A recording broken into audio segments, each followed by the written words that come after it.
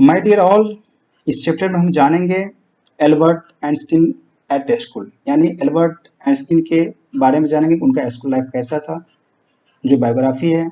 और ये Patrick Pringle ने बताया, राइटर ने कैसे बताया, किस तरह से उनके बारे में बताया, क्योंकि आपने जरूर सुना होगा, 19th भी पढ़े होंगे एल्बर्ट आइंस्टीन के बारे में, और साइंस में पहले से भी जानते होंगे। तो चलिए जानते हैं क्या बताया जाता है। बहुत अच्छे से यहाँ पर बताया गया है। Now, first we have to know about the chapter. This chapter is an extract from the biography of Albert Einstein and the greatest scientist. वो बहुत बड़े साइंटिस्ट थे, सच में बहुत बड़े साइंटिस्ट थे। It throws light on the basic nature of the young boy. You are also young, yeah, I know very well that यहाँ जो बताया गया कितना अच्छे से बताया गया कि यंग बॉय के ऊपर में जो बेसिक नेचर होता है, जिस प्रकृति का होता है यंग बॉय, इसके बारे में यहाँ पर बताया जा रहा है। बहुत अच्छे से बताया। During his school days he was considered a dull student. Yes, वो अपनी लाइफ में पूरे डल स्टूडेंट था जिस समय वो स्कूल में था। He did not like his school and the subject taught there. जो कुछ भी यहाँ पढ़ाए जाते हैं और स्कूल को पसंद ही नहीं करते थे, कभी जाकर वो स्कूल में पढ़ाई भी करें। He considered it useless to study subject other than those related to the science.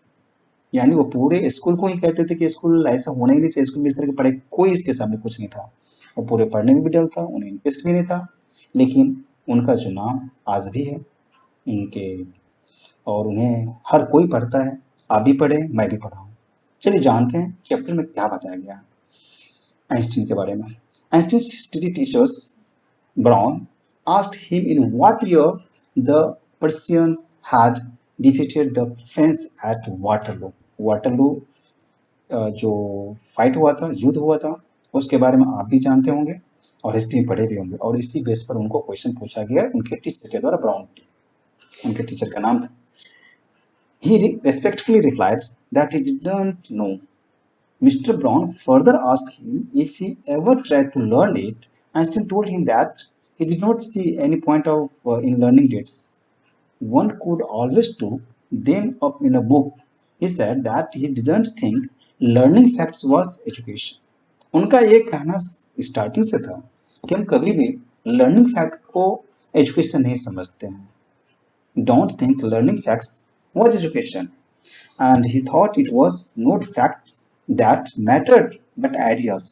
Mr. Brown's eyes grew old and cruel. उनकी आंखें तो पूरे ग्रो हो गई एंड क्रूल भी होने लगे कि इस तरह से बच्चे मुझे रिप्लाई कर रहे हैं। He asked Einstein to stay in for an extra period. बोला ठीक है, यदि आप इस तरह से जवाब करते हो तो सबकी छुट्टी हो जाएगी और आपकी जो छुट्टी होगी वो एक पीरियड और होने के बाद होगा। He called it disgrace and told him to ask his father to take him away. But Albert knew that his father would ask him to stay until he had taken the diploma. यानी उनको मालूम है कि जब भी अपने पापा कुछ भी बोलूंगा तभी मुझे वही पापा भी इसी तरह का इन्फॉर्मेशन देंगे कि I have to stay here until you had taken the diploma. Diploma करने तक आपको यहीं रहना ही पड़ेगा। Now, he felt miserable as he knew that his father had so little money to spare that Albert had to live in a room in one of the poorest quarters in Munich.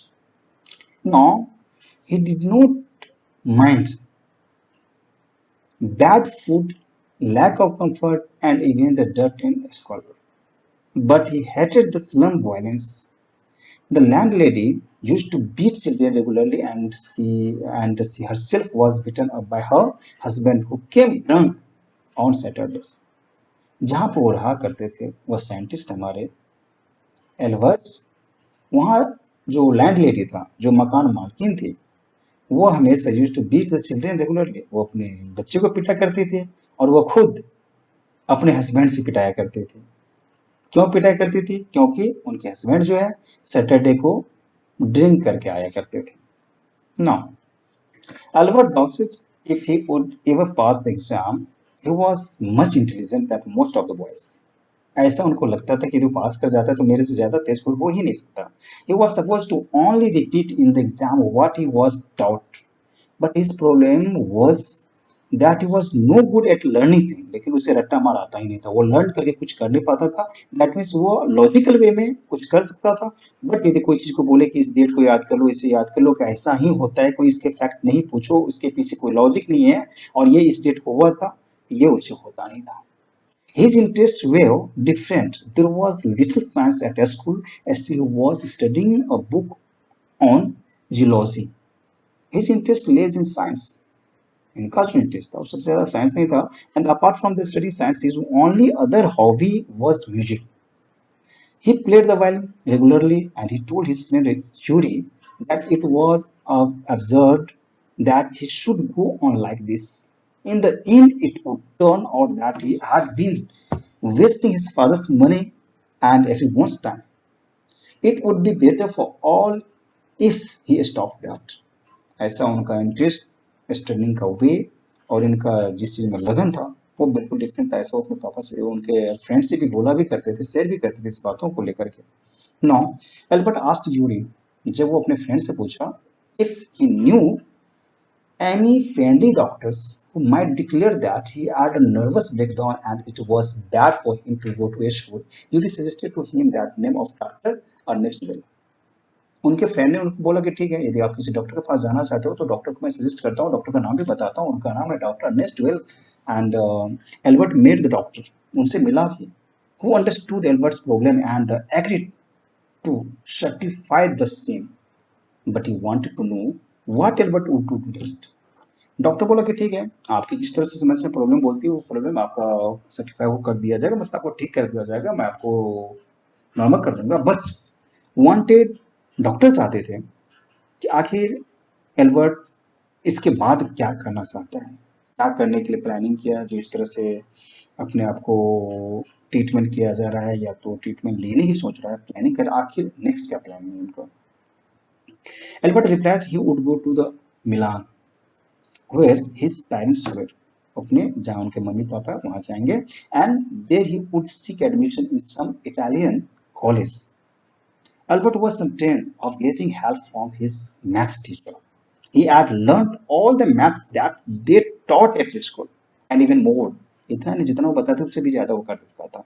Doctor well handed and him a certificate and wished him best of luck. उनको certificate भी बना कर दे दिया और certificate बनाने के बाद उसको बेस्ट ऑफ लक भी करते हैं। मतलब आप जो नेक्स्ट का प्लानिंग करते हो इसके लिए आपके रास्ते में किसी तरह का रुकावट ना हो, बिल्कुल आप जो चाहते हो वहां आगे बढ़ते जाओ ना।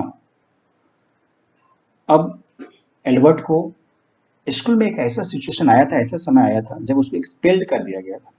यू नो वेरी वेल कि क्लास में उसी बच्चे को एक्सपेल्ड किया जाता है जो बच्चे क्लास को के जो डेकोरम है वो मेंटेन ना करता हो, डिसिप्लिन में ना रहता हो। एल्बर्ट ने ऐसा क्या किया था, चलिए जानते हैं।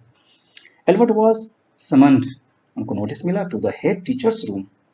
The head teacher told Albert, to his surprise, that his work had been terrible and he was not prepared to have him there any longer. बोला कि बहुत खुशी की बात है, आप यहाँ बहुत लंबे समय तक नहीं रहने वाले हो। He wanted him to leave the school and still asked if it was an expulsion. The head teacher replied that if he went of his own accord, the question won't arise. The charge against him was that he was on constant rebellion and make it impossible for teacher to teach and the other children to learn.